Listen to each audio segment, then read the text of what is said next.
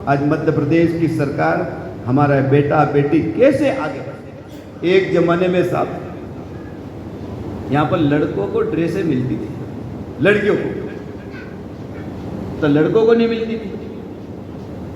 जब दादा विधायक तब मैं विधायक था तो हमने कहा कि लड़कियां बढ़िया कपड़े पहन के घूमती है और लड़के टूटे फटे कपड़े पहन के।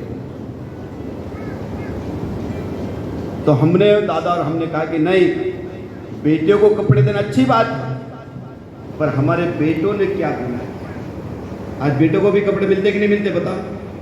मिलते ना, बेटियों को भी मिलते, बेटों को भी मिलते। आज मैं आप सब बेटा बेटियों से कहना चाहता हूं कि आज हमारे जिले में एक से एक स्कूल, आज सीएम राइस जैसा स्कूल बने सब, हर विकास करने में सीएम राइस स्कूल बन रहे। 38 करोड़ रुपए का हम बना रहे हैं। ये कल्पना कर सकते आप लोग? 38 करोड़ के स्कूल हम लोग बना रहे हैं। हमने मॉडल स्कूल बनाए, हमने कस्तूरबा गांधी आश्रम बनाए, अनेक हमने अलीराजपुर जिले में आश्रम छात्रावास खोले कि हमारे बेटा पढ़े, बेटी पढ़े और आगे बढ़े। और मैं आप सब बेटा बेटियों से कहना चाहता हूं, आज हमारे बच्चे अगर झाबुआ या जिला मुख्यालय पे पढ़ते हैं उनको भी हम पैसा देते, 1250 रुपये महीना हमारी बेटा बेटियों को देते हैं। आप सिंगल रहो तो सिंगल को भी मिलेगा, अगर ग्रुप हॉस्टल में रहना चाहते तो ग्रुप हॉस्टल वाले को भी मिलते हैं। लेकिन मैं आप सब बेटा बेटियों से एक ही बात कहना चाहता हूं कि आपको आगे बढ़ना है तो आपको अपना लक्ष्य तय करना पड़ेगा। लक्ष्य अगर आपने मन को छोटा करना है तो आप आगे नहीं बढ़ सकते। अभी मैं जोबट का उदाहरण दे रहा हूं। एक बच्चा दादा इस बार 12वीं में उसने टॉप, पूरे जिले में शिशु मंदिर का बच्चा है, उसके पिताजी का निधन हो गया और वो बच्चा जोबट का बहुत गरीब है। वो बच्चा मेरे पास आया, उसने मुझे मार्कशीट दिखाई और उस बच्चे के 500 में से 470 नंबर आए। कितना है? 500 में से 470 नंबर आए। उस बच्चे ने कहा कि भैया मैं आगे पढ़ना चाहता हूं। तो मैंने पता लगाया कि ये बच्चा है किसका। जोबट के राठौर समाज का बच्चा है। तो उसने कहा मुझे आईएएस की तैयारी करना है और मैं बन के दिखाऊंगा। मैंने राठौर समाज के लोगों से बात की, यह लड़का किसका है पता लगाओ। समाज के लोग आए, समाज के लोगों ने कहा कि हाँ भैया ये बच्चा हमारे समाज का ही है।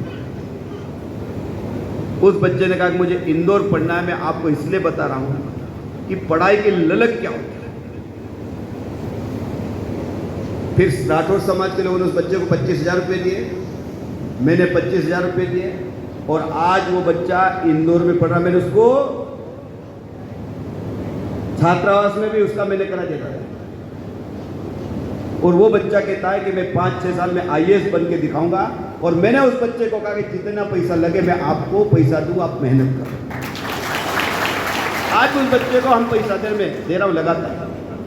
तो इसलिए मैं आप सब बेटा बेटे से एक ही बात कहूं, पैसों की कोई कमी नहीं। अगर आप अच्छी मेहनत करोगे ना, अच्छा परिणाम लाओगे तो आपके सामने दुनिया खड़ी हो जाएगी। दुनिया, आपको मालूम है डॉक्टर भीमराव अंबेडकर जी को किसने पढ़ाया पता है आप लोग? कभी इतिहास पढ़ना आपको?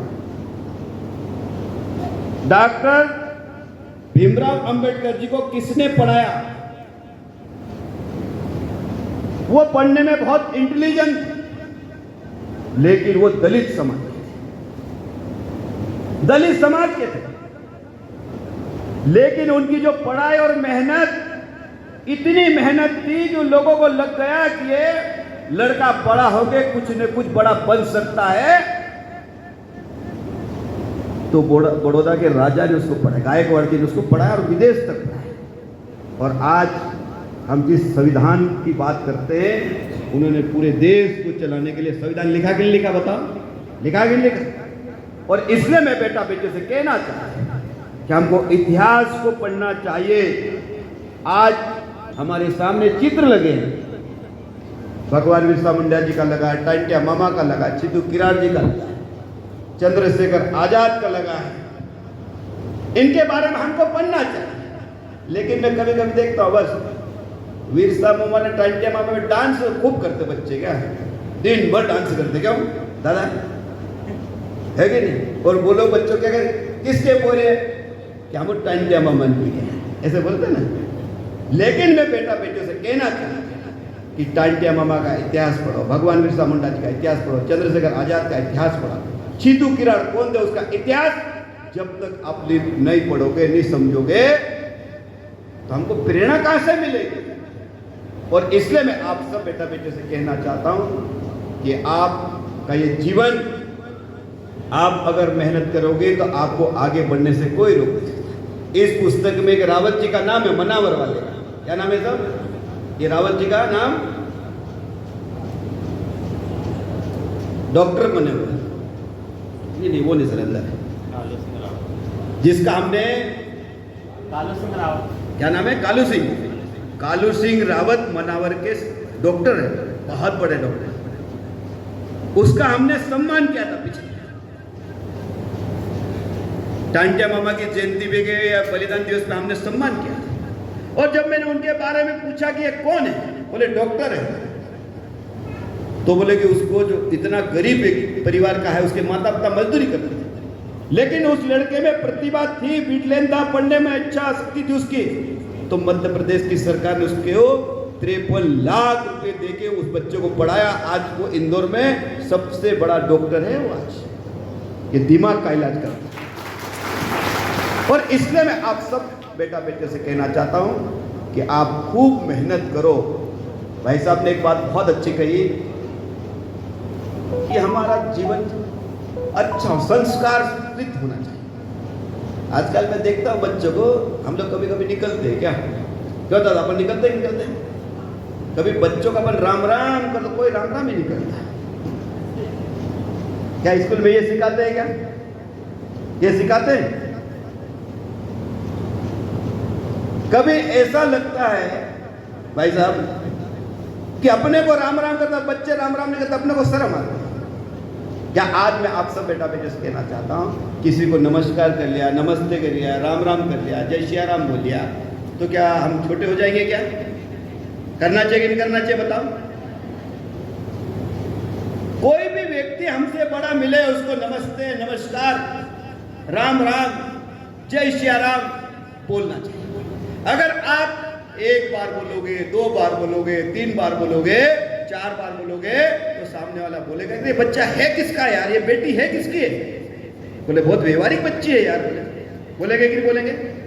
लेकिन कोई व्यक्ति नमस्ते कर अपन मुंह चढ़ा के निकलो, क्या कहे बहुत घमंडी यार ये बच्चे, बोलेंगे ना? ये बेटा बहुत घमंडी है, ऐसा बोलेंगे कि नहीं बोलेंगे? तो हमको कैसे बनना चाहिए बताओ?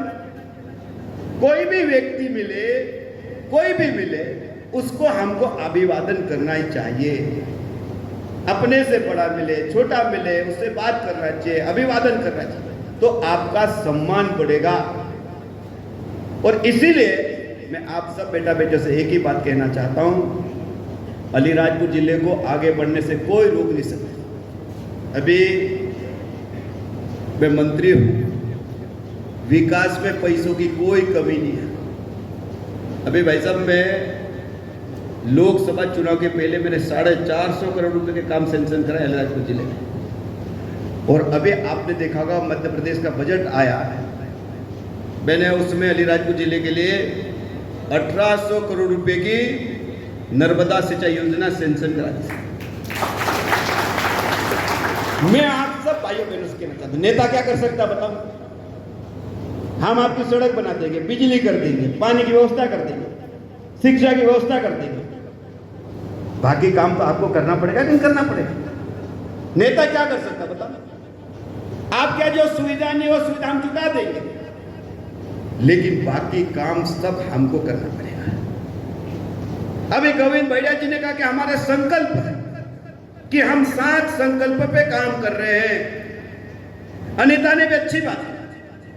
मैं आप सब बेटा बेटे से कहना चाहता हूं कि जो बच्चा, बेटी बेटा अच्छे पढ़ते हैं, लिखते हैं, मेहनत करते हैं, नौकरी मिलेगी तो हम करेंगे, छोड़ेंगे नहीं। लेकिन उसके बाद में हम लोगों को स्किल डेवलपमेंट के काम सीखना ही चाहिए, हुनर के काम सीखना चाहिए कि नहीं सीखना चाहिए बताओ। अब हमारे बच्चों में एक ही दिमाग में कि तो पढ़ लिख के आऊं, मेरे को तो नौकरी मिलना चाहिए। आज मुझे एक बात बताओ, सभी को नौकरी मिल सकती है क्या? मिल सकती है क्या सभी को? अगर सभी को नौकरी मिल जाती तो हमसे पहले पढ़े लिखे हैं जो लोग, उनको सबको नौकरी मिल गई क्या? भाई आप ही थोड़ी पढ़े लिखे, क्या मेरी उम्र के लोग, मेरे साथ में पढ़े लिखे लोग सबको नौकरी मिल गई क्या? तो आप जितने भी बेटा बेटी पढ़ रहे सबको नौकरी मिल सकती है क्या? नहीं। तो हमको दूसरे काम भी सीखना पड़ेगा, स्किल डेवलपमेंट के काम हमको सीखना पड़ेगा। और मैं आप सब बेटा बेटियों से कहना चाहता हूं कि स्किल डेवलपमेंट के काम इतने अलीराजपुर जिले में हैं, आपको गुजरात और बाहर जाने की जरूरत नहीं है। अलीराजपुर में राजस्थान के लोग आके काम कर रहे हैं, दिल्ली के लोग आके काम कर रहे हैं। लेकिन हमारा अलीराजपुर जिले का बच्चा कहता है मैं तो पढ़ लिख के आऊं, मैं बेरोजगार हूं, क्या रोने से काम चलेगा क्या बताओ? और इसलिए मैं आप सब भाइयों बहनों कहना चाहता हूं कि अलीराजपुर जिले में भाई साहब हमने पूरे जिले में ITI खोले हैं। पूरे जिले में सारे विकास खंड में ITI है, जोबट में, उदयगढ़ में, भाबरा में, कट्टीवाड़ा में, सोंडवा में, अलीराजपुर में, सब जगह। लेकिन आज भी जब मैं वहां जाके देखता हूं तो वहां पर बच्चों का एडमिशन ही खाली पड़े सब ITI हमारे। एक दिन में सोंडवा गया तो सोंडवा में 10 करोड़ रुपए का बिल्डिंग बना है, 7 फैकल्टी है और मात्र 12 बच्चे पढ़ रहे साहब, 12 बच्चे पढ़ रहे हैं। तो आपको रोजगार कहां से मिलेगा बताओ मुझे? काम कहां से मिलेगा? सीखोगे नहीं तो मिलेगा कहां से बताओ? हुनर के जब तक आप काम सीखोगे नहीं तो आपको रोजगार मिलेगा कहां से बताओ? आज हमारी बेटा बेटी 12वीं के 11वीं 10वीं पास होने के बाद हम लोग सब्जेक्ट चुनते हैं, कोई बेटी एग्रीकल्चर पढ़े। और इसलिए मैं आप सब बेटा बेटे से एक ही बात कहना चाहता हूं कि आप सब लोग खूब मेहनत करो, बातें बहुत सारी